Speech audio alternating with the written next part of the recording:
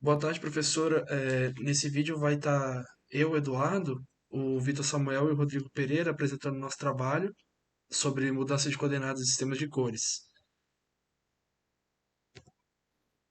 Então aqui a gente tem a introdução, né, onde esse trabalho a gente vai abordar a aplicação de álgebra linear na transformação de imagens do tipo RGB para outras escalas de cores.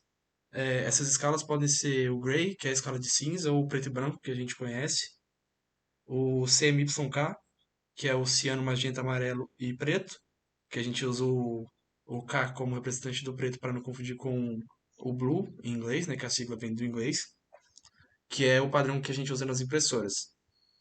E o HSV, que é baseado na intensidade da cor e na variação de saturação e matiz. Aí agora, Rodrigo.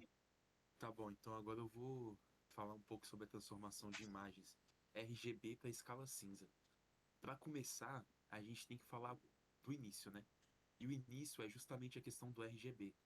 Como todos já devem saber, o RGB ele é produzido por três cores. R do red, que em português significa vermelho, G, green, que em português é verde, e B de blue, que em português é azul. A junção dessas três cores em cada pixel da imagem vai resultar em diversas cores, que é o que a gente consegue enxergar em uma imagem. Para a gente fazer essa transformação do RGB para a escala de cinza, a gente vai precisar pegar esses três canais, essas três dimensões que tem em cada pixel, que é o R, o G e o B, e transformar em um único canal cinza com com a variação de intensidade. Nós podemos também utilizar a álgebra linear para fazer todo esse cálculo, que é o que eu vou estar explicando agora. Pode ir. Então, a primeira coisa é que a gente tem que pensar que o RGB ele tem três direções, ou como outros gostam de dizer, três dimensões.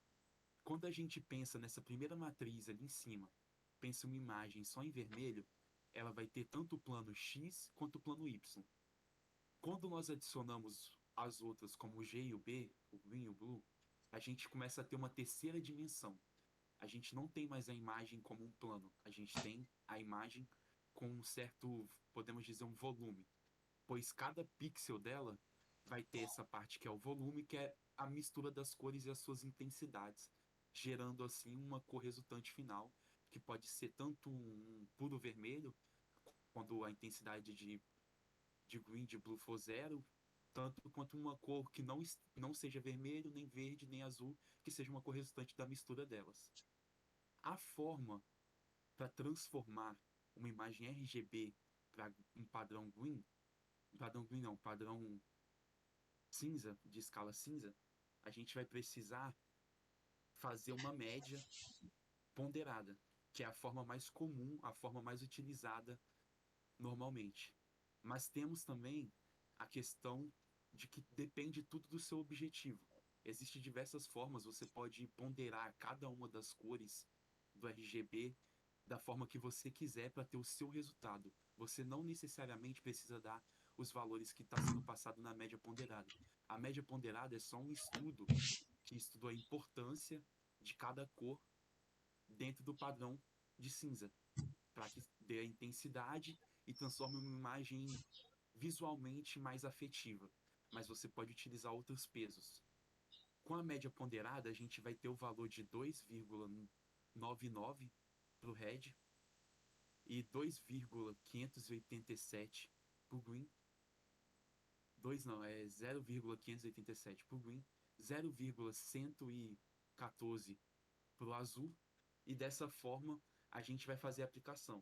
A aplicação nada mais é do que pegar essas médias e que a gente vai utilizar uma matriz de transformação linear e aplicar isso na imagem. A imagem vai ter seu pixel. O pixel vai ter justamente todas as cores do RGB, o red, o green e o blue. Então a gente vai fazer essa aplicação dessa matriz de mudança linear, de transformação linear, e com isso nós vamos ter os novos valores. Cada valor vai ser somado. Com essa soma, nós vamos ter um único valor para aquele pixel, como nós podemos ver ali no resultado, na parte do resultado. O y nada mais vai ser do que o peso que você dá para o red, multiplicado pela própria intensidade de vermelho que tem naquele pixel, mais o peso que você dá para o green, multiplicado pela própria intensidade do green, mais o peso do blue multiplicado pela própria intensidade do blue. Após essa mudança, nós vamos ter uma matriz que vai deixar de ser tridimensional e vai se tornar uma matriz bidimensional. Ela vai deixar de ter o x, y, z para se tornar uma matriz só de x, y. Essa nova matriz ela vai estar em escala cinza, ela vai depender completamente da sua intensidade e os pontos vão variar justamente assim, sendo a imagem toda cinza, como vocês podem ver no resultado, e alguns pontos você vai ter mais intensidade de cinza e menos intensidade, tornando pontos mais claros e pontos mais escuros para facilitar enxergar a imagem. Essa média ponderada, ela é utilizada para você ter um efeito visual melhor, assim como nós temos na imagem ali. Mas você pode utilizar diversos valores, o peso, a partir do momento que você tem um objetivo para ser concluído. Essa transformação você vai usar muito em pensamento computacional e tudo mais para poder desenvolver um projeto, descobrir coisas. Transformando uma imagem para cinza, você diminui os seus efeitos, como que eu posso dizer, os efeitos que podem te atrapalhar a enxergar aquilo que você realmente quer. Como, por exemplo, você quer enxergar a borda, isso é muito utilizado, a imagem cinza para você enxergar a borda, isso facilita. Até porque você vai ter uma imagem bidimensional, não uma tridimensional, facilitando os cálculos para o computador. Mas também, às vezes, você quer enxergar os pontos que tem vermelho. Como a gente pode ver na imagem de cima, tem pontos que são laranja, amarelados. Eles não são diretamente vermelho, mas eles têm tons de vermelho, ele tem parte da intensidade de vermelho. Ao você utilizar nessa matriz para transformação linear, o peso muito grande para o vermelho diminui o peso das outras, você vai dar um destaque em todos os pontos que tem o vermelho, não só aquele que é diretamente vermelho, mas aqueles que são compostos por vermelho. Então, isso é a forma como é utilizada no pensamento computacional para, no final, facilitar você enxergar algo objetivo dentro de uma imagem. Show. Agora eu vou explicar a transformação de RGB para o CMYK. O que que isso significa? O padrão CMYK, ele é um padrão muito utilizado na indústria gráfica, para impressões e outros processos que precisem converter o RGB, que é o padrão que a gente tem nas telas, para o CMYK, que é o padrão de cores utilizado nas tintas. Porque a gente vai estar tirando algo do digital e passando para um papel ou para um plástico, dependendo do tipo de impressão, né? E aí a gente tem uma diferença fundamental dos dois padrões, que se dá na forma como as cores são representadas. Pois o RGB é um formato baseado na luz dos pixels da tela, e o CMYK é baseado nos pigmentos das tintas. E durante a impressão, precisa ocorrer também a adição do preto para obter tons mais escuros e melhores resultados visuais. Na transformação do RGB para o CMYK, a gente usa uma matriz 3x4 e um vetor RGB 3x1, que vai conter a intensidade de cada cor do RGB. Aqui eu expliquei sobre esse processo, porque ele tem algumas etapas, porque a gente tem que encontrar valores de CMY e também um valor de K, para daí efetivamente transformar o RGB, do RGB para o CMYK. Por que que isso acontece? Porque neste modelo as coordenadas elas representam cores primárias subtrativas. E essas cores elas vão estar localizadas dentro de um subespaço matricial, que vai estar representado pela matriz do CMY igual a uma matriz de igualdade 1 ali, menos o RGB. E aí nisso a gente vai colocar o valor de K, que vai ser o valor de K vai ser o máximo, né, do valor de R, de G ou de B, dividido por 255, que a gente vai transformar ele no valor quantitativo do pigmento e vai subtrair por menos um. Assim, achando o valor de K, a gente vai pôr na última matriz para concluir essa transformação. E aí, depois disso, a gente tem agora a aplicação num algoritmo disso, que a gente utilizou a linguagem em Python com uma biblioteca já desenvolvida, na qual o único processo que a gente teve que desenvolver foi do RGB para o CMYK. Porque como isso é uma coisa comercial, nem sempre você tem acesso.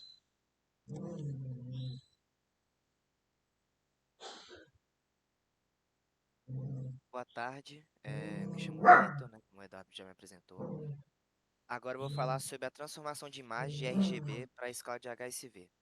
Mas antes disso, eu vou explicar um pouco sobre essa escala HSV. Bom, esse sistema de coordenadas, ele significa o HSV, essas siglas, elas representam o Hue, Saturation e Value. Quando você traduz, é matiz, saturação e valor. E inicialmente ele foi projetado para melhorar uma interface de seleção de cores num software de computação gráfica. E ele é bem popular atualmente, e desde que ele foi criado, porque ele é bem consistente com a forma da gente enxergar as cores. Pode passar aí, Eduardo.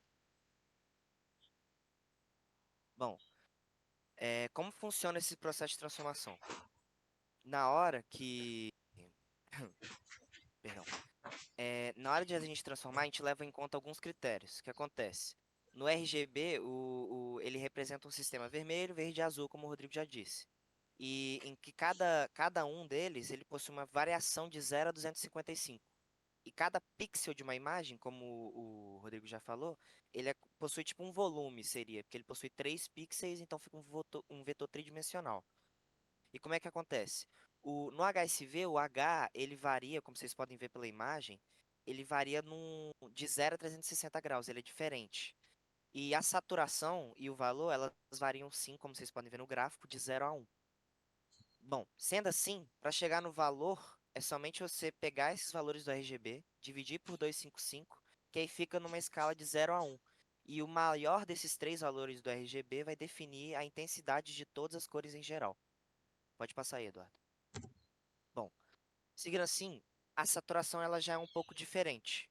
É, ela mede o quão próximo a cor é da escala de cinza, sendo que o branco, o cinza e o preto possuem todos o mesmo valor de, de zero.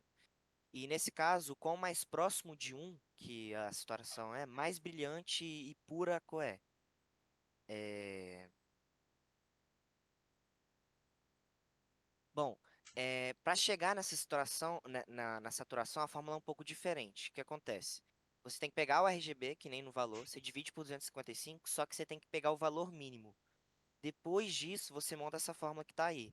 S é igual a 1 menos o mínimo dividido pelo valor, que é o máximo, que o valor, né, como a gente viu anteriormente, é o máximo. Nessa condição que o valor, isso só vai acontecer se o valor for maior que zero, entendeu? Se não for, no caso, se for igual a zero, a saturação também é igual a zero, sendo assim a imagem é totalmente preta. Bom, pode passar aí, Eduardo.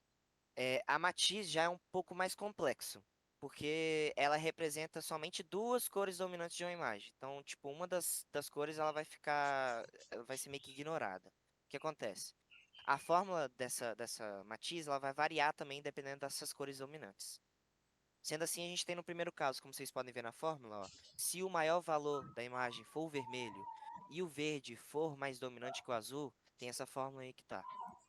Se no caso, no segundo caso, vai variar. O que acontece? Se o maior valor for o verde, e no terceiro, se o maior valor for o azul, e no quarto, se o maior valor, que é o V, né, for o vermelho e o azul for mais dominante que o verde, a gente tem essa forma. Mas olhando dessa forma, vocês vão ver algumas peculiaridades, que você vê um 2 somando, um 4 somando, um 60 graus multiplicando. O que acontece? Essas formas elas foram desenvolvidas, tá? Eu só estou trazendo elas, mas elas foram desenvolvidas para ter essa transformação, porque esse 2 e esse 60 graus multiplicando, por exemplo, o 2 somando e o 4 somando, é justamente para normalizar e ficar corretamente entre 0 e 360 graus, para não sair de dentro desse círculo, né?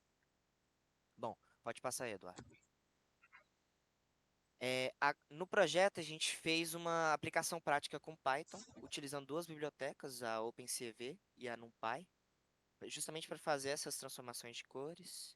E depois, como resultado, a gente consegue ver a comparação visual das imagens originais e as imagens transformadas.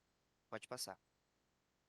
Bom, nessa primeira parte, a gente fez um menu principal do código, que a gente está rodando num loop infinito, que ele vai pegar essa imagem aí que a gente definiu na pasta do projeto, ele vai ler essa imagem com essa função, e ele vai pedir para a pessoa fazer alguma transformação, se ela quer da escala de cinza, se ela quer do HSV, se ela quer do CMYK. Bom, seguindo isso, a gente vai para o próximo slide. Após a pessoa digitar sua opção, vamos supor que ela digitou para fazer para a escala de cinza. Essa função, ela é uma função já da biblioteca do OpenCV.